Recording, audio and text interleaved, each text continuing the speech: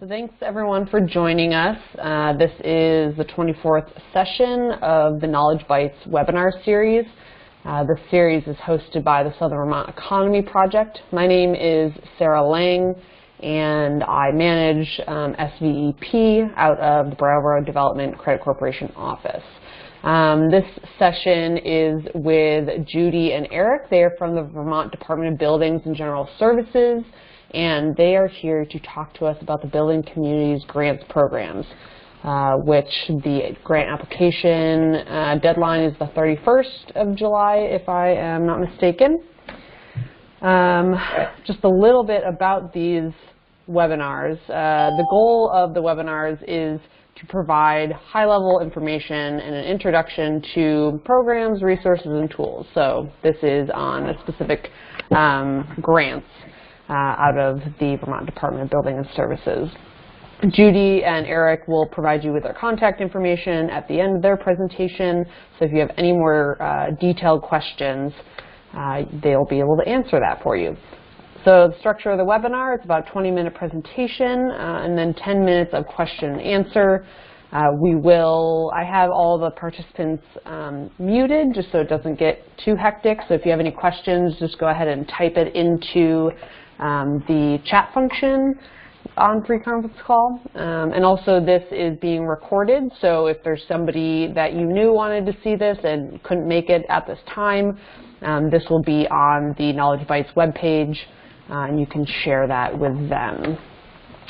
All right, let's switch screens here and we'll get started. Bear with us for 1 second.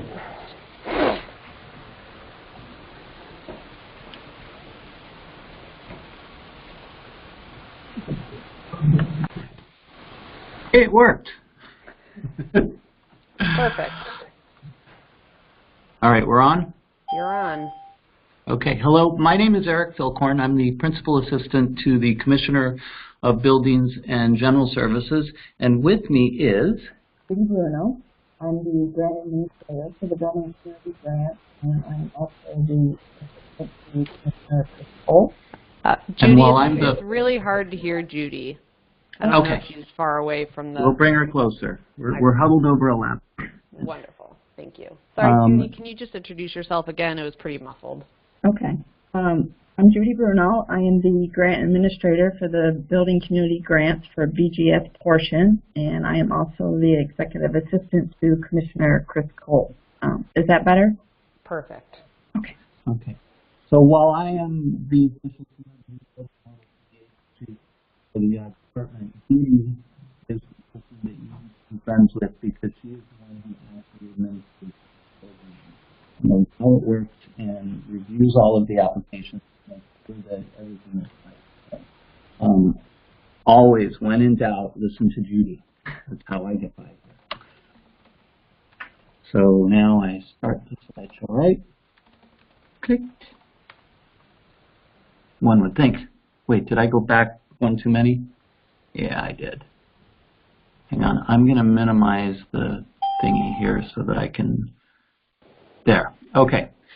So there are a number of grants in this category, and BGS only administers a few of them. So we're going to describe them all, but we're going to focus on the ones that we actually have a role in, and we will give you contact information for the other grant administrators if you want to go after the other available grants. So we have the cultural ones from for ag fairs and cultural facilities.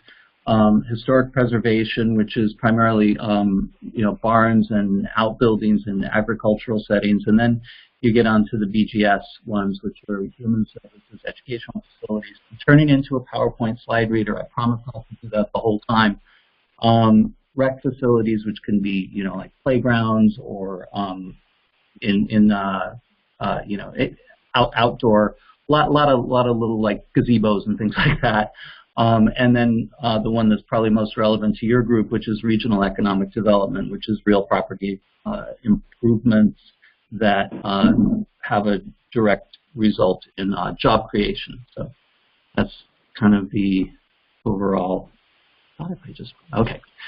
So again, the ag fairs and capital projects associated with those, that would be for improving your fairgrounds and stuff like that. I don't have a number on what their total grant amount is, but you do need to provide a 15% match. You need to go to the Agency of Agriculture for that. The cultural facilities one is administered by the Arts Council. That's another one-to-one match situation. And the historic preservation grants, you need to provide a 50% match, and you get up to $20,000 that way. The barn and ag buildings, 50% match, $15,000. Maybe it'd help you get on your way to a roof. But the case with all of these is that it's really the last dollars in. So you have to show that you have been actively working on your project for a while and you have everything else pretty well sewn up. So in the BGS wheelhouse, we have access to $600,000 in grant money this year. And you can see here how it's spread out. Economic development, $200,000 there. In the early days of this program, we couldn't give it away. We would actually have money left over at the end of the year. It's become much more competitive now. We see about, just for the economic development one, about, is it all of them, about 80 applications per year? We've had Right. So for the human services and education category, you can see there's a max award of $25,000. Last year in Rutland County, the Brandon Senior Citizen Center got $6,200 to help with the replacement of the system. Brockman has got some improvements to their client bathrooms, the Rutland facility is a community food shelf. So those are kind of some local examples of the types of projects you might see under human services. Recreational facilities.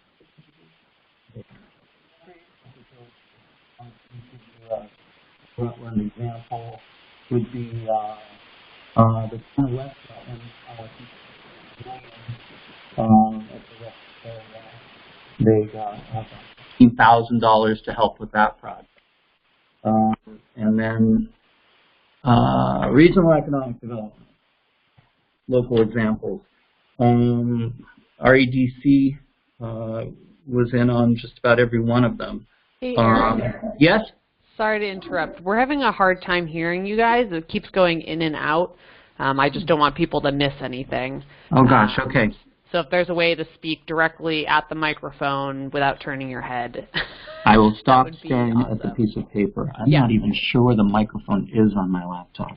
Well, whatever you're doing now, it sounds perfect. So okay, I got my mouth up against the screen.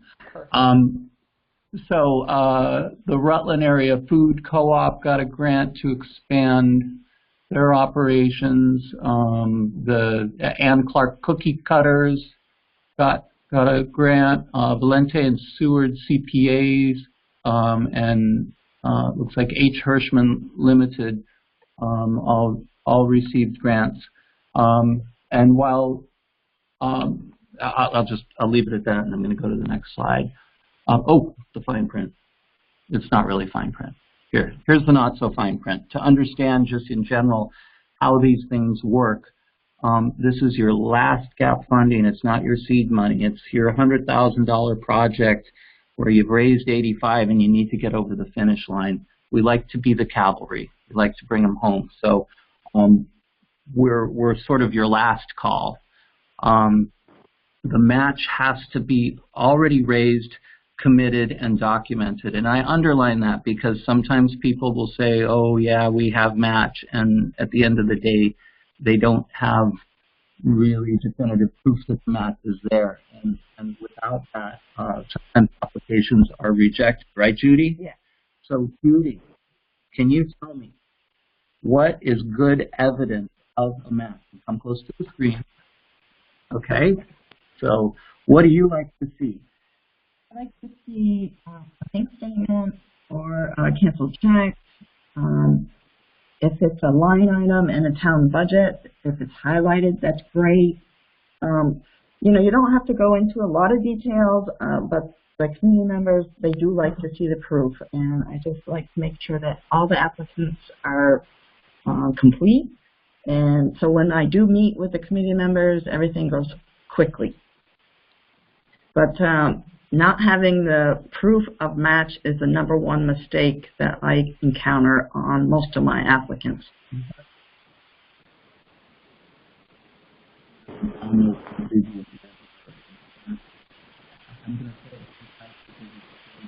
Goes wrong.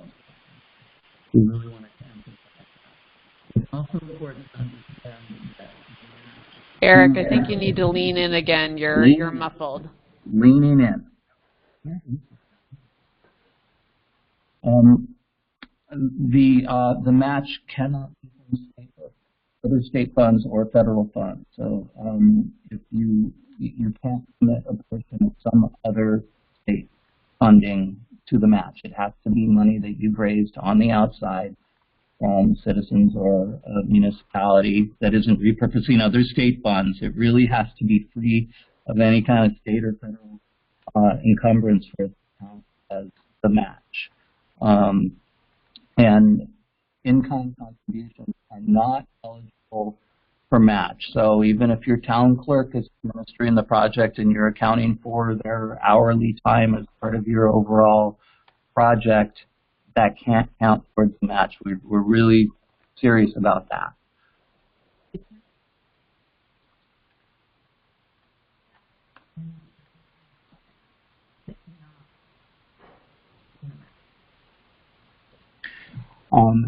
If anybody doesn't understand what shovel-ready means, I'm happy to talk about it. It really needs to be something that is ready to go.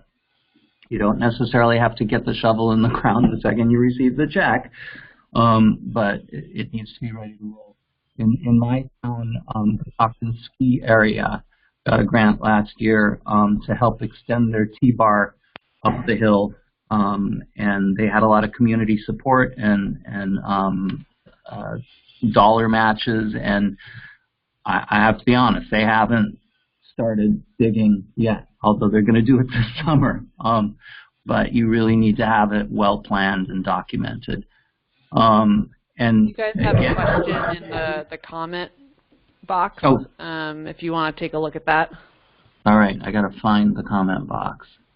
It's on the dashboard there, the little. I minimized the dashboard, so now I'm going to have to. I can read it to you if you want. Oh, yeah, okay. Rhonda, who is with Reedsboro, was asking, what about a town line item in the budget for town-owned building maintenance fund? I'm assuming as a match is what she's asking. Yeah. Yes, absolutely. That shows a commitment from the municipality, and as a former selectman, that's good enough for me. Great. And I think it's good enough for Judy, which is more important. So, oh gosh, I keep jumping around the slides here. Sorry. Let's go back here. So we got through all of that business, and we want to talk about winning applications. I went back one.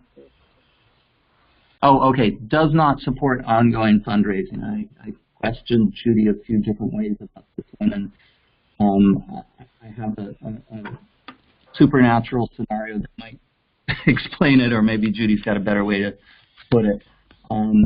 You know, these are real capital improvements that provide jobs and benefits to the community. So it's not, for instance, I don't know, I came up with this ridiculous scenario this morning. It's not the cost of erecting a billboard raises money for the project. It has to be the actual bricks and mortar of the project, and not something that is aimed toward just generating additional funds for the project. I hope that makes sense. Again, you can come back with more questions. Looks like I have 6 public. Should I look at the chat messages? I can read them to you. Gary Fox, who's from Rockingham, is asking, can projects be already under construction and need a bit to help finish it off?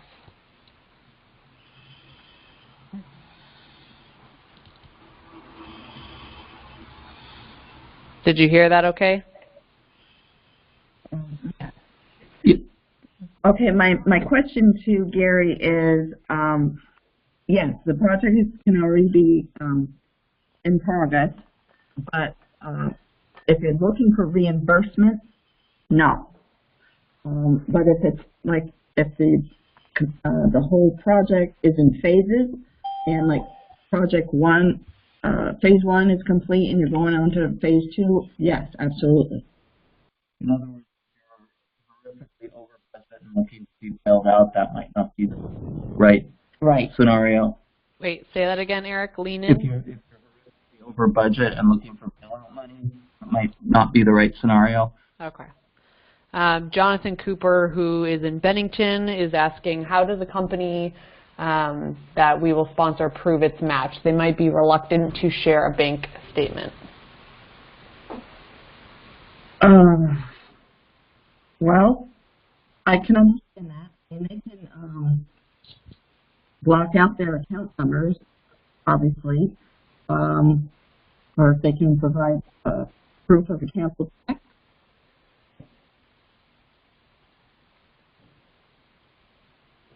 Okay, great. I think that's it for questions right now. Okay.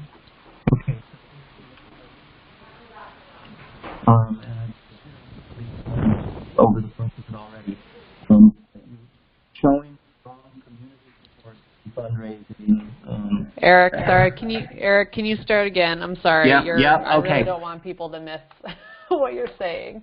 I feel it was great in sound check. I wish I knew where the microphone was. I know. All right. Strong community support. That can be obviously through a variety of sources of donations for your match, or it could be, and I'm spitballing, Judy will stop me. I was going to say letters from the municipality, letters from your local chamber and any other, RPCs, that kind of thing. Just, make it look like people really want this thing. When we built the bakery in town, everybody came down and pulled nails out of recycled boards to start the project. Show that the community wants it, needs it.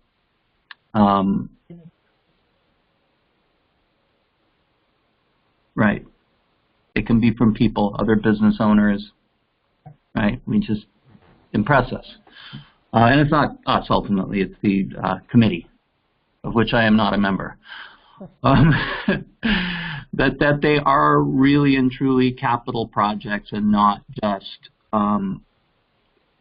keeping your operations going. It's got to be a real physical building or a significant improvement to an existing building, structure, that kind of thing. Show the benefits, show how many people are going to be impacted. For the economic development one, it really is about jobs, and then a little more, it's about jobs. So if you can say we are adding, 500 square feet to the brewery, and that's going to allow us to hire 2 more people, that's what the committee wants to see. And this one, are you guys still hearing me okay? Yep. This one is very, very strategic and subtle, or not. You look at the grant amount that you're asking for, and then think about how happy you would be with half a loaf, because sometimes we're doing the math and we've got $100,000 and we've got someone who's asking for 25 and someone who's asking for 10, and they say, the one application might say we can't take a penny less than 25. Well, if we only have 10 left, we're going to favor the person who can get by with 10. So try to think about how much you want and how much you can get by with, because that can affect whether or not you are accommodated, because pretty much every year now we have more demand than we do supply. So flexibility in amount received. We have another question here for you. Judy, you're going to have to get closer to the mic. We're not hearing a word you're saying. Okay, so the word has really gotten out on our grants, and so the committee members like to share the wealth, and they are doing so. They are handing out less and less of total 25,000 and more of 20s and 15s, whatever. Yeah. I'll say some Rutland examples. I'm looking at the paper, but my mouth is in front of the screen again. You know, one asked for 25, got 20. Another one asked for 25, got 10. Another one asked for 25, got 11.5. Looks like actually nobody got 25. One of the 25 asks got 20. So, yes, to give you an example, when I've been doing the grant program for the last 5 years, and when I started, there was a surplus with the regional development, quite a substantial. And so when they did meet, pretty much everybody got 25,000. But because over the last couple of years, the word has gotten out, and now they are really focusing on how many people they can help, so they are less apt to hand out 25,000. Not saying that they won't, but they do like to share the wealth. You guys have a question from Rhonda. Again, she's from Reedsboro. She says the Reedsboro Historical Society is a town-owned building and needs a new furnace. It currently does not have one. Would this be granted under this program? And which, if yes, which category? Yes, it would. It would not be under the regional, but it could be under, right. as a museum, you said? No. The Reedsboro Historical Society? It's a community building. A community building. So,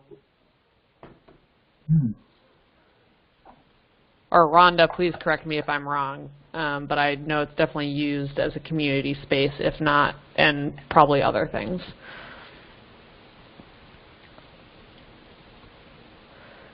She says yes. Okay. I'm gonna say Lean in, this was Judy. actually Say that again. last year. The town of Athens got some support for doing some work on their town offices. So I think human services. Okay. And you'll see that I put documented proof of match in there again because, again, we just really want to emphasize that. And I would say if you are an individual applicant and you have any doubt about whether or not your proof is sufficient, just give Judy a call and talk to her about it, and we'll see what we can do. We just want to make sure that something doesn't get dinged down the line because that was lacking. Great. And let's say one last thing. Please remember that the grant program is very competitive. There are a lot of applications that come in, and not everybody gets funded.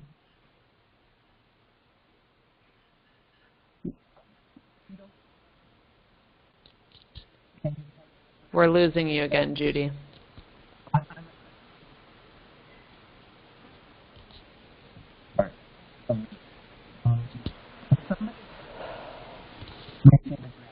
This year. I'm sorry, guys. We really can't hear you anymore. Okay. No. All right. Can you hear me now? I can, yes. Can you repeat what you just said in the past minute? Well, what I was saying is because it's a highly competitive grant, if you don't receive a grant for your project this year, it doesn't mean that you can't reapply next year. Great. we were always doing that at AOT with the rail projects, because feds would say no, and then we'd ask them the same question again, and they'd say yes. Oh, and the last one on that page was, as I think we've emphasized before, the deadline is July 31st, and what that means is that you need to get to the post office, have your item round dated, or visit us by 4:30 p.m. on July 31st here at the beautiful 2 Aiken Avenue building in Montpelier. And we will greet you kindly. So to get most of the details about all of the grants, you can go to the BGS website, and there's a link up here on the screen if you want to grab that, or you can just go to bgs.vermont.gov and search grants, and that page should come up. And I also have here on the slide the contacts for the other grant programs.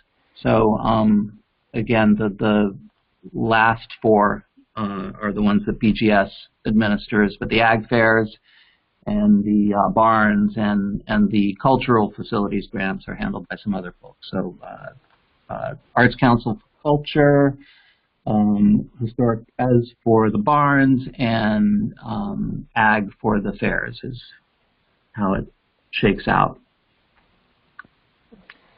And that's all of our prepared stuff. So if you have more questions, we are happy to answer them if you can hear us. I apologize for the performance of our computer. Great, that was really informative. So if anyone has any more questions specific to projects that you are working on, please go ahead and type them into that chat function, and we can get some answers. Rhonda says she's still confused about what category the furnace for the community building in Reedsboro would fall under. Judy, or Eric, did you say human services? Yeah. Yes, human services. Great, okay. And Bruce is asking you to put the contact information up again, if you don't mind putting that slide up so they can copy it down. Stand by, Bruce. Coming down. Ding, ding, ding, ding, ding. Gary is asking, can he fit up? Fit up? Be acceptable, i.e. commercial kitchen incubator includes construction and equipment. Yes. Yes, I think if we can do bathrooms, we can do kitchens. Great.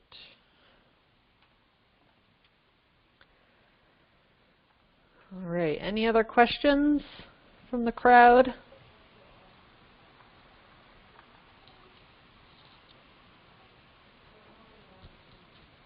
All right, seems pretty silent.